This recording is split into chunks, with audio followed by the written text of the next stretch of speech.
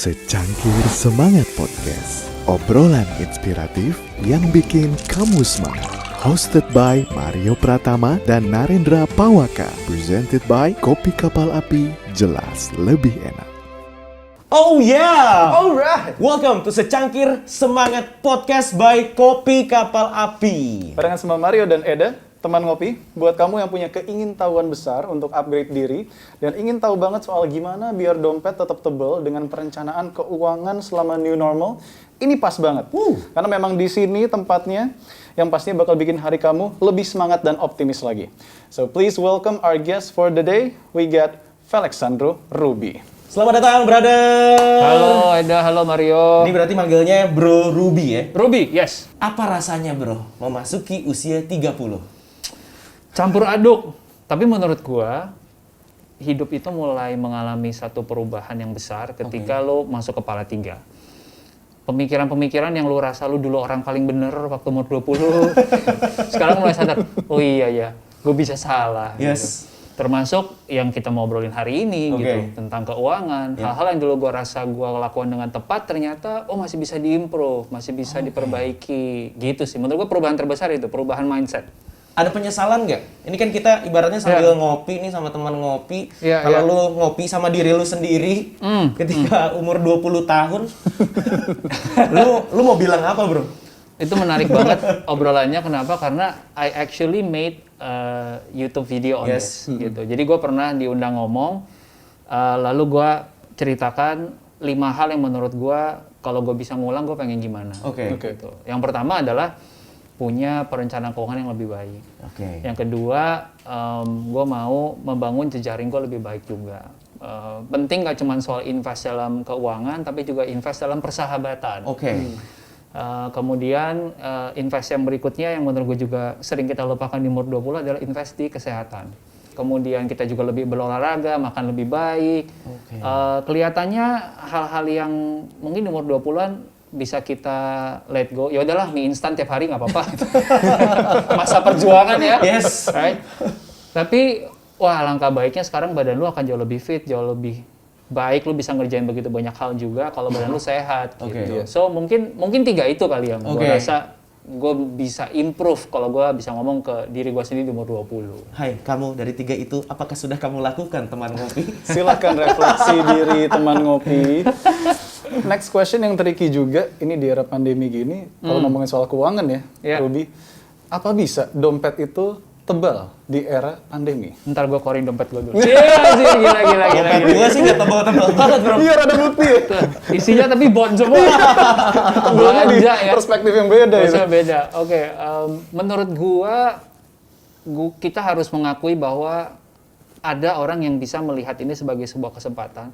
Ada orang-orang yang bisa beradaptasi dengan cepat dan akhirnya mungkin menemukan bisnis baru. Tadi di belakang layar kita baru ngobrol sama seseorang ya yang lagi pegang kamera. Terus akhirnya dia berhasil menciptakan bisnis baru, right? Sehingga punya penghasilan baru. Mungkin dari situ dompetnya tambah tebel. Amin. Tapi at the same time juga ada orang-orang yang mungkin karena keterbatasan skill, keterbatasan industri, akhirnya ya mau nggak mau nggak punya banyak pilihan karena nggak bisa langsung beradaptasi. Biasanya karena skillnya nggak terlalu transferable. Contoh, teman-teman yang sekarang di industri penerbangan, 90% pesawat itu kan parkir. Pilot, kalau nggak jadi pilot dia mau ngapain?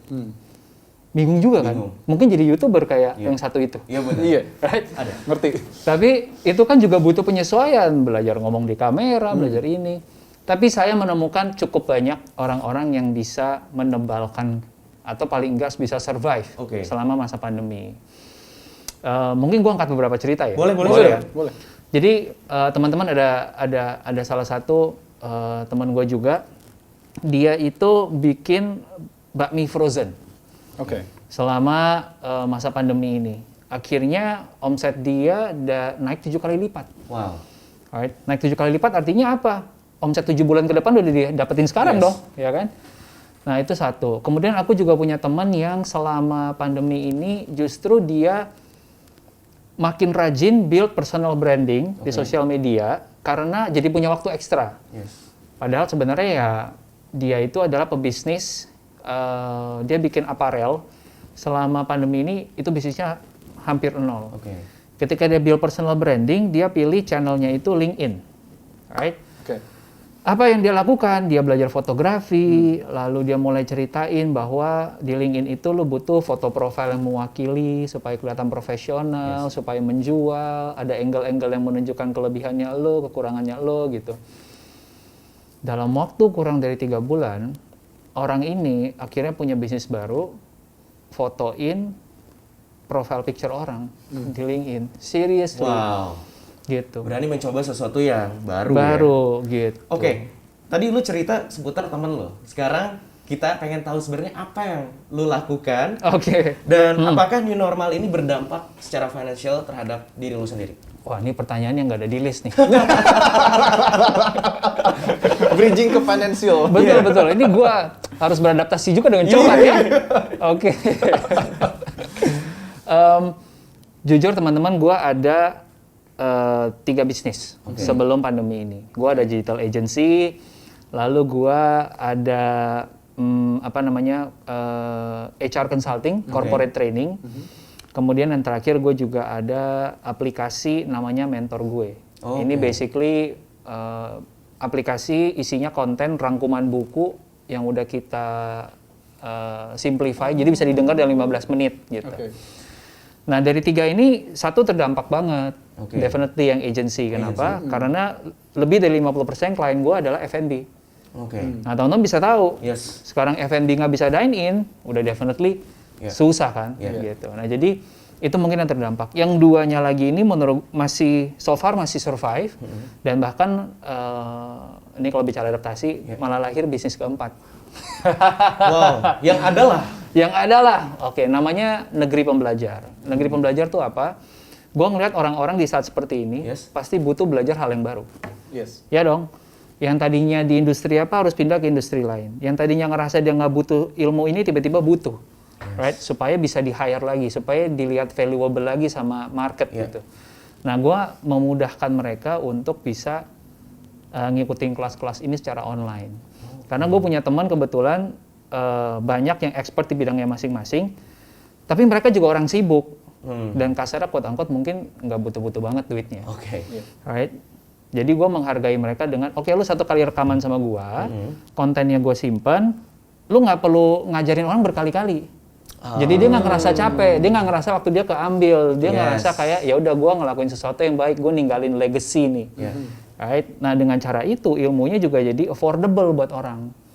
Gitu. Karena orang ini nggak ngerasa perlu nge-charge mahal. Gokil. Gitu. Ini sebenarnya ada kemiripan sama narasumber kita sebelumnya ya.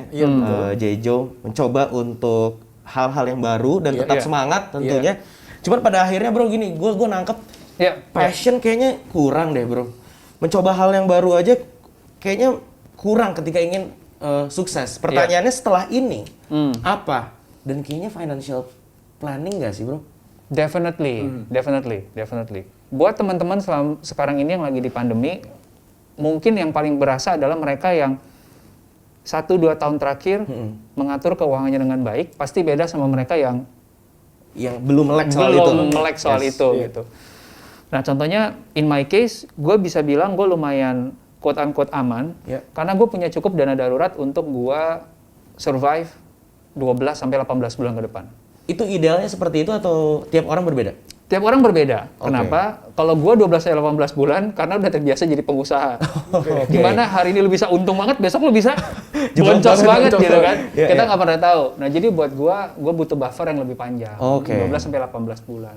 Nah ini jadi menarik karena kebetulan data dari World Economic Forum, mereka juga bilang gitu, pandemi ini ada potensi untuk bisa bertahan sampai 12-18 bulan.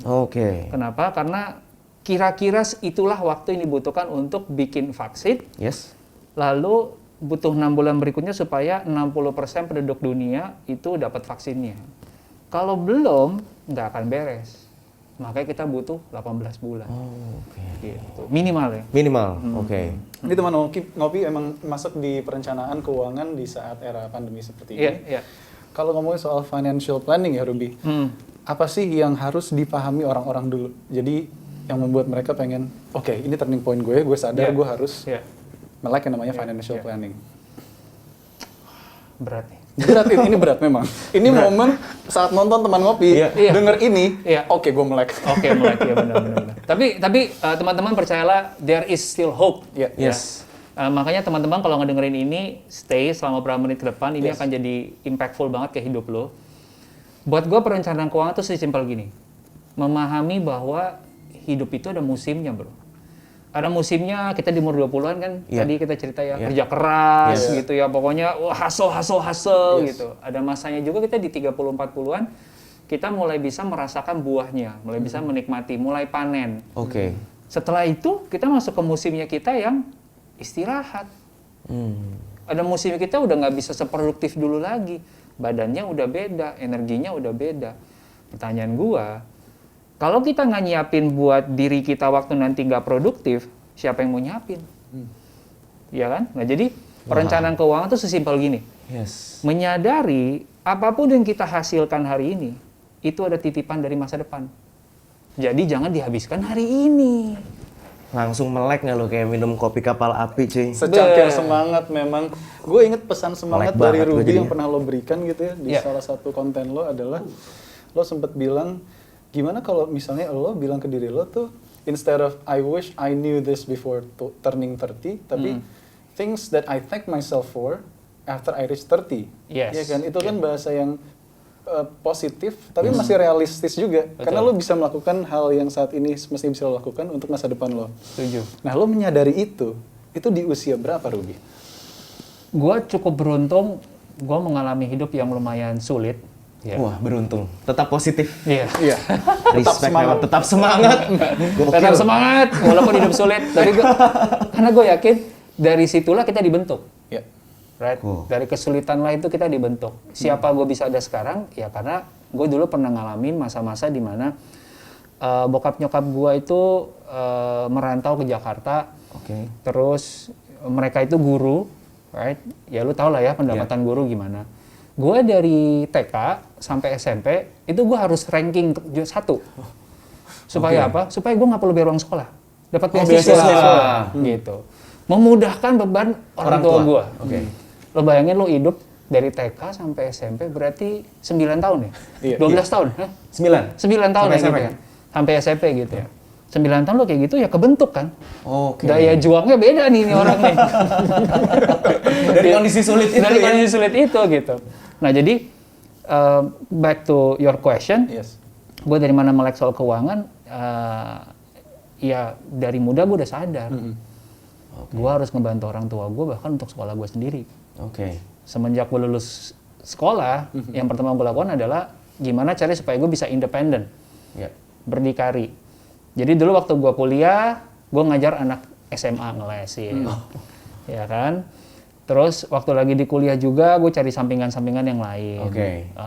Ya gue tipe anak yang pulang kuliah tuh nggak hangout, jarang. Ngelesin tapi. Ngelesin, cari duit gitu ya, banyak maunya gitu ya.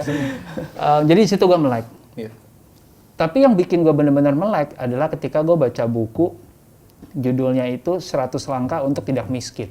Dari situ gue mulai melek bahwa, gila ya, dia bikinin step by step gitu, 100 langkah yang mesti gue ngerjain sampai gue umur nanti 65 gitu. Atau waktu gue mau pensiun. Oke. Ternyata masih banyak yang belum gue checklist bro. Dari 100 itu mungkin yang baru gue cek 12 kali ya. Wow. Right? Nah dari situ gue melek, oh iya gue masih jauh banget nih secara keuangan. Nah, Untuk di situ. tidak miskin. Untuk tidak miskin aja loh ya, untuk tidak miskin. Untuk tidak miskin loh, bukan Iya. untuk kaya loh. Bukan untuk kaya gitu. Iya. Gitu bro. Tapi itu bagus refleksi diri, lo bisa berkaca dengan diri lo yang masa muda sampai sekarang dan ada perbandingan. Nah, kalau ngomongin soal perbandingan dan perbedaan tentang financial planning di era sebelum pandemi dan saat new normal ini, itu apa sih membedakan, Ruby? Mungkin yang lebih berasa adalah di saat-saat seperti ini orang pasti mau mencari aman ya, mencari security lebih daripada sebelumnya. Sehingga turunannya beberapa. Satu, sebisa mungkin itu konsumsi mungkin kita nggak se-hedon dulu. Oke. Right? Ya walaupun selama pandemi gue ngaku gue juga beli sneakers. Gue juga sama, gue beli sepeda. Aduh. Right? Tapi itu gue bisa melakukan karena gue udah punya budgetnya dulu sebelumnya, Oke. yang memang bersisa. Ya. Right? Tapi kalau enggak, kita harus penuhi nomor satu dana darurat dulu. Dana darurat, yang adalah apa aja nih dana darurat? Dana darurat pada basically adalah biaya hidup lo setiap bulan, yang mau nggak mau lo harus keluarin. Oke. Lo ngekos, lo mungkin butuh transport, butuh makan, lo ada cicilan nggak? Oke. Nah itu yang emang harus dikeluarin. Biaya pulsa sekarang data kan penting banget ya. Artinya kayak gitu-gitu. Itu harus tercover dulu. Itu harus tercover dulu. Okay. Nah itu yang gue maksud dengan 12 sampai 18 bulan tadi. Nah, jadi sekarang prioritas itu sangat di dana darurat ini. Kalau dulu mungkin orang kayak ya udahlah, entar bulan depan ada penghasilan lagi. Sekarang belum tentu loh. Belum tentu. Bisa jadi bulan depan lo ada perampingan di perusahaan kan. Nah, jadi yang pertama itu orang mencari security. Yang kedua, dana daruratnya pun sekarang orang mencari bentuk-bentuk yang lebih liquid, lebih mudah dicairkan dalam bentuk uang. Gitu. Atau mungkin liquid itu dalam artian kalau gue besok mau rubah lagi ke rupiah itu gampang, gitu. Jadi gue nggak akan taruh dalam bentuk rumah, gitu. Mau jual rumah berapa lama gitu kan? Right? Gue akan taruh dalam bentuk uang rupiah, mungkin dalam bentuk emas. Makanya beberapa bulan ini emas lumayan naik karena orang mulai mencari. Nembus 1 juta ya? Nembus 1 juta. Terus orang juga mungkin ada dalam bentuk reksadana yang mungkin cuma butuh 1-2 hari untuk dicairkan, seperti itu. Jadi cuman anggapan orang-orang pada saat pandemi ini adalah cash is a king. Lu setuju nggak? Setuju banget. Untuk setuju saat banget. ini ya? Setuju banget. At this moment menurut gua cash is king. Dalam 2 konteks. Ini sorry ya, gua mesti kasih full picture. Walaupun gua bukan apa ya, gue bukan perencana keuangan gitu loh. Gue nggak punya gelar CFA gitu, tapi gue berangkat dari pengalaman gue belasan tahun ngatur keuangan gue sendiri. Kenapa cash is king? Karena satu, kita perlu untuk survive. Yang kedua, kita perlu untuk kalau nanti ada peluang. Nah itu mungkin yang bikin gue beda cara ngelihatnya. Karena dalam setiap kesempatan kayak gini, biasanya di balik ini ada peluang. Contoh, bagus tuh. Stock market, right? Mungkin banyak orang akan bingung, gila harga saham turun gitu kan.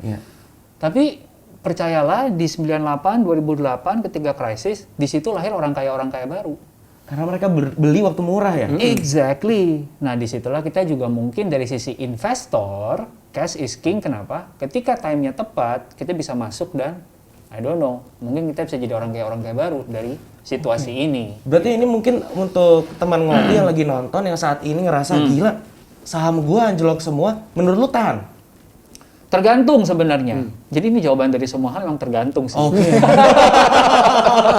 Tergantung ini. Jawaban diplomatis. Iya, soalnya gini, kalau lo udah masuk sahamnya dari berapa tahun yang lalu, ya kan lo lagi drop banget sekarang kan. Well, nggak ada opsi lain ya memang.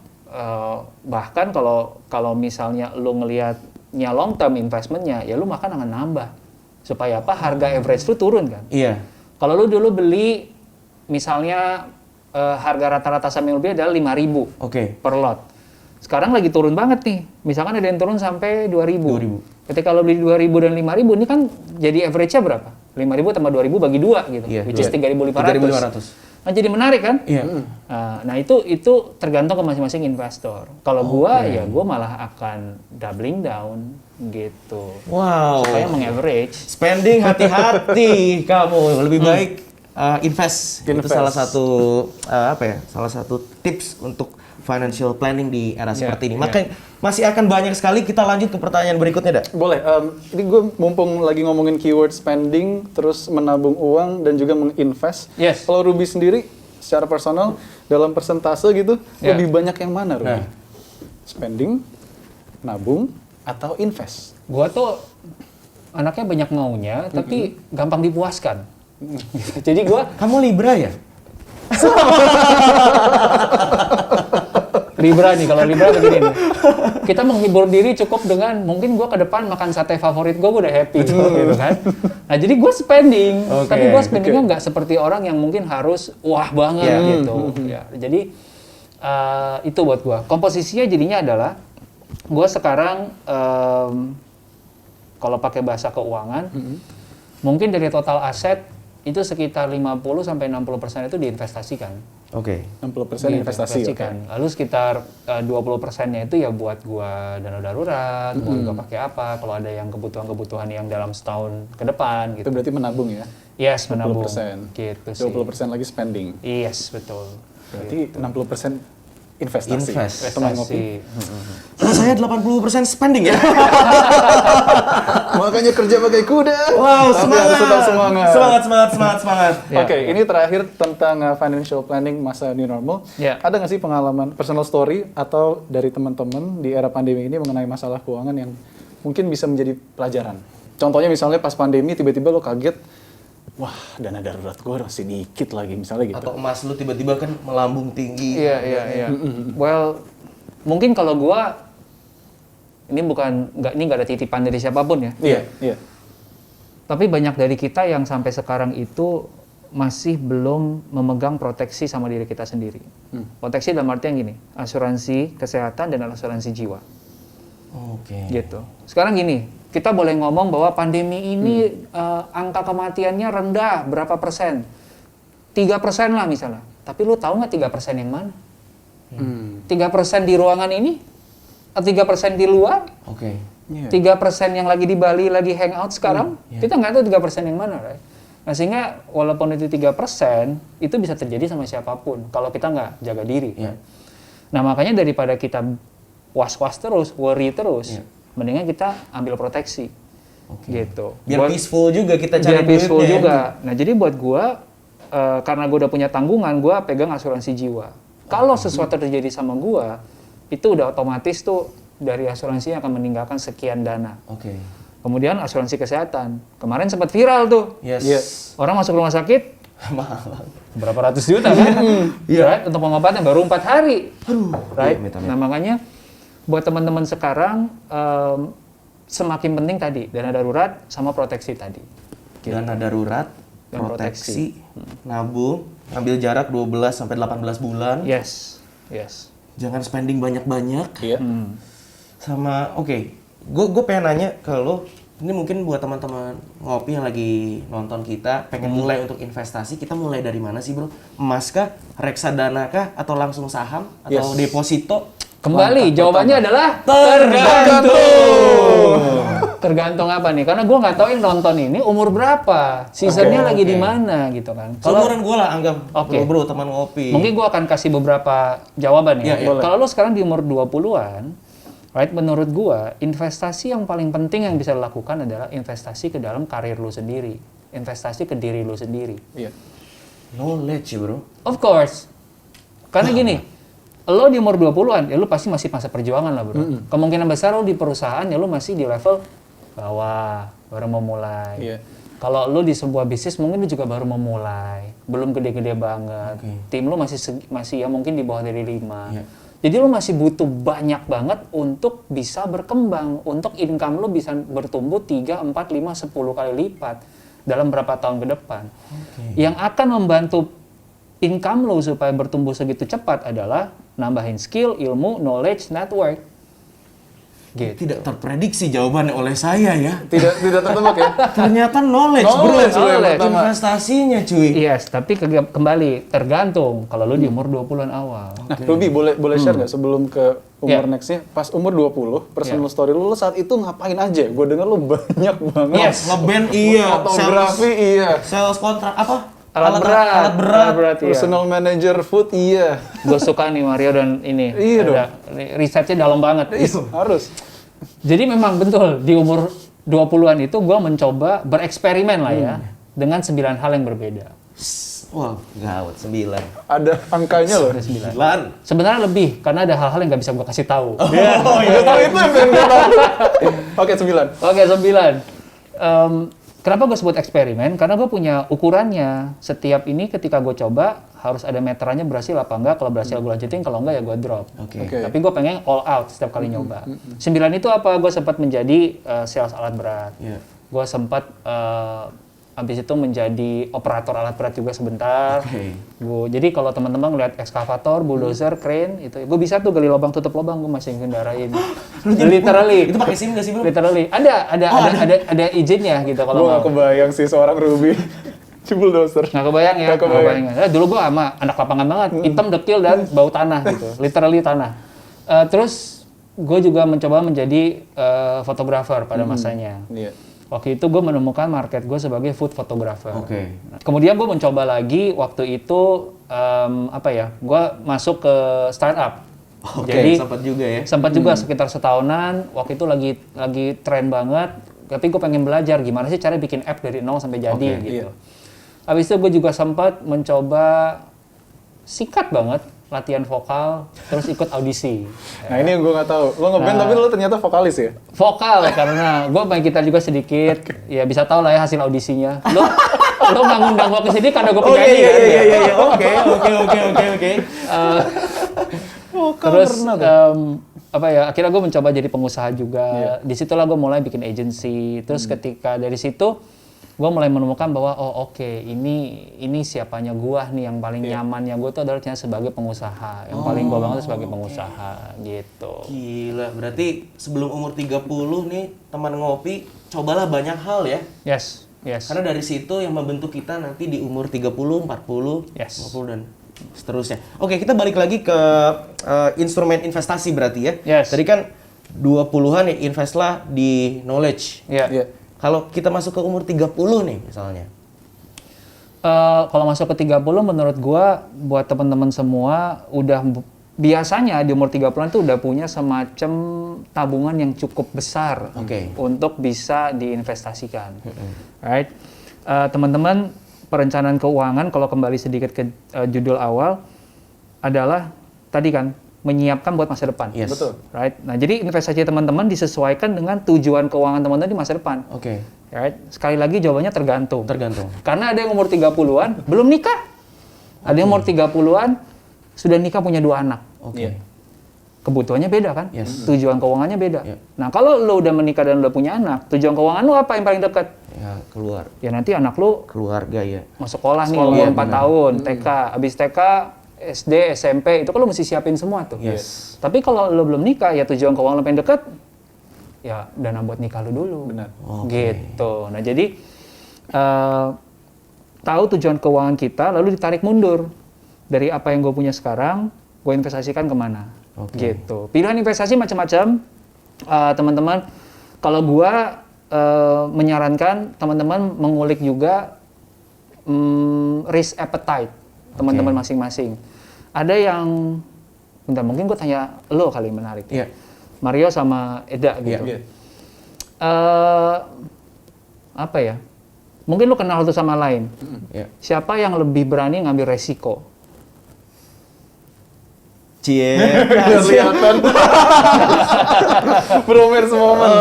Oke, kalau resiko ide mencoba hal baru, dunia startup itu Mario. Iya. Itu Mario. Itu Mario yang punya ide, dia ngasih tahu ke gue dan akhirnya oke, ayo kita jalan. Oke.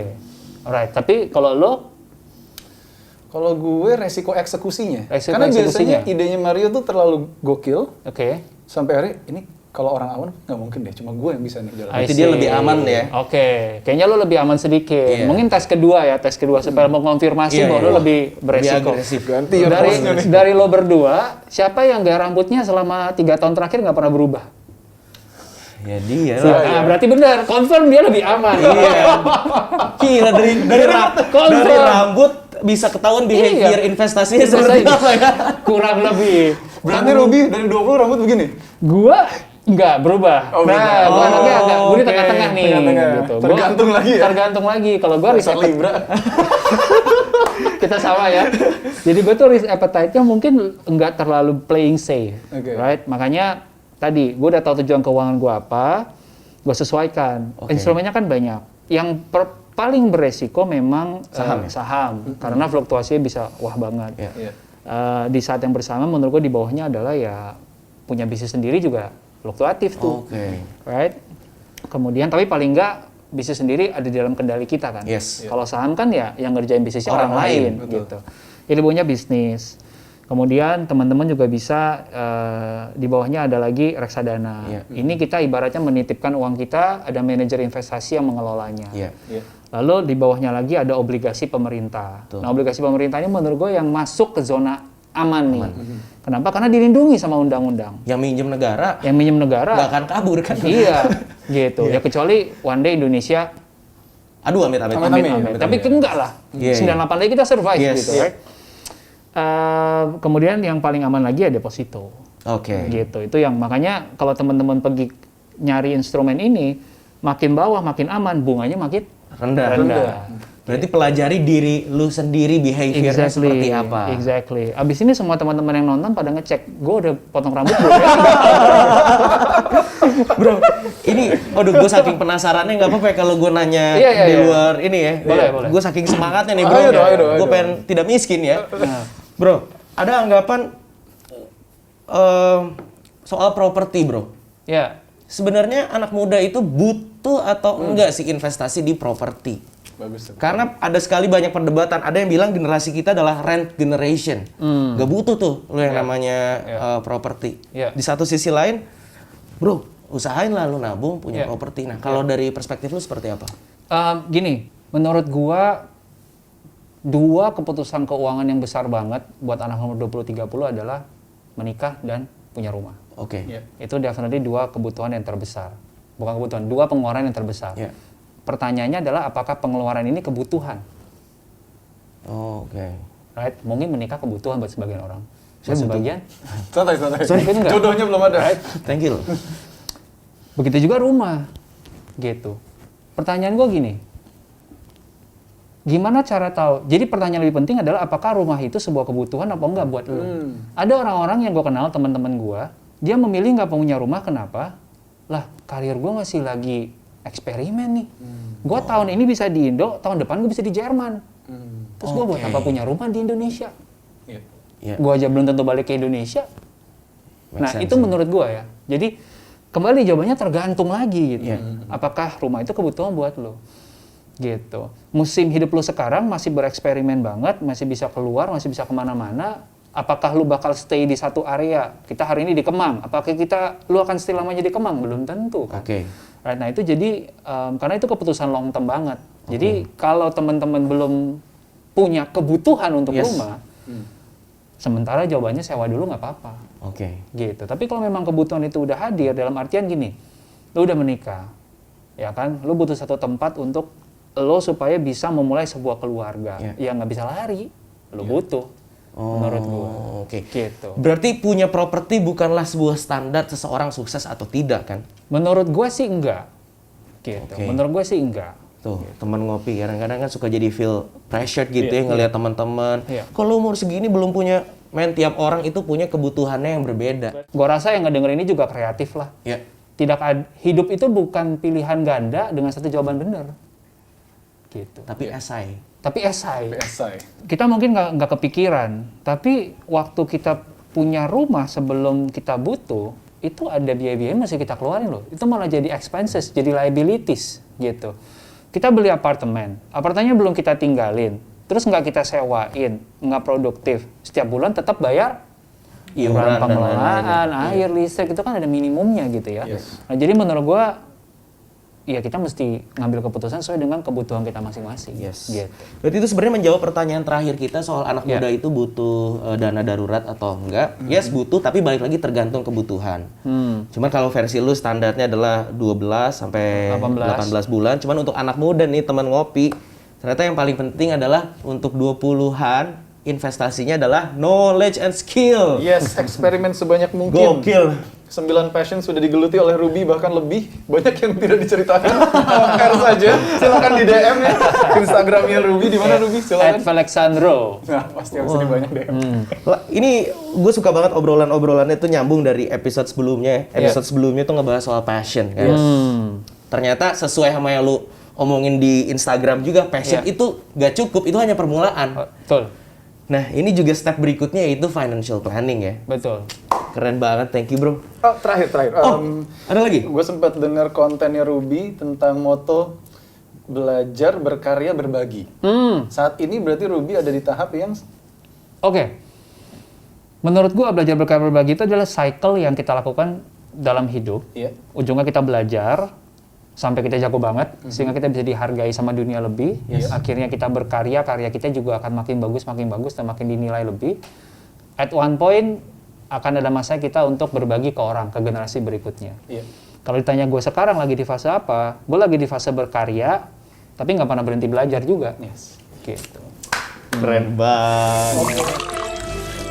Secangkir Semangat Podcast. Podcast. And it's time for This or That barengan sama Felixandro Ruby. Siap, Yes. Ruby? Siap. Oke. Let's go. First question. Oke. Dessert atau main course? Dessert. Dengan cepat ini. Libra bukan? Bingung sih sebenarnya. Oh, Libra lebih ke dessert. Enggak juga sih.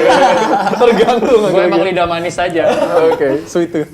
Tapi lu emang mengawali karirnya sebagai food apa sih sebutannya? Salah satu yang gue kerjain sebagai food blogger, juga food blogger. photographer. Dan apakah pekerjaan itu yang pertama kali membawa lu ke Amerika Serikat? Yes, jadi justru dari food photographer itu akhirnya gua waktu itu diundang sama Netflix, datengin 5 negara, ngunjungin 5 chef terbaik di dunia, kita bikin konten bareng sama dia. Cool. Sampai sekarang masih lo lakukan? Enggak, waktu itu one time event aja. Oh, oke. Gokil, iseng aja diberangkatin bro. Hanya gara-gara makanan. Wow. Iya. Cool, let's go. Mario. Libra, buku atau film? Wah, ini